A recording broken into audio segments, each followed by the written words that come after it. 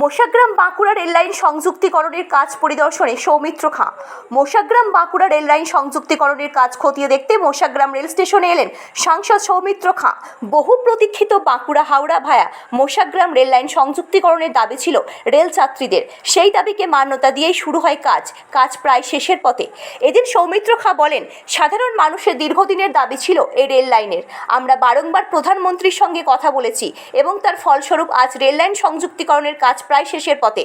সবকিছু ঠিক থাকলে চলতি মাসেই রেল লাইনের শুধু উদ্বোধন হবে বলে জানান তিনি। আজকে দীর্ঘদিনের প্রতীক্ষা ছিল যে মোশাগ্রামের যে জয়েনিংটা ইস্টার্ন রেলওয়ে এবং সাউথ ইস্টার্ন রেলওয়ে দুটো জয়েনিং হয়েছে কিনা, কারণ আমাদের এটা প্রায় 6 মাস আগে হয়ে যাওয়ার কথা।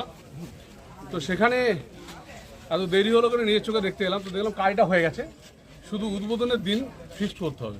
কতদিন উদ্বোধন হতে পারে? এইবার ধরুন আমি 5-6 তারিখে আমি দিল্লিতে গিয়ে মন্ত্রীর সঙ্গে কথা বলে এটা উদ্বোধনের জন্য রিকোয়েস্ট করব। আশা করছি 20-22 তারিখের মধ্যে হয়ে যাবে।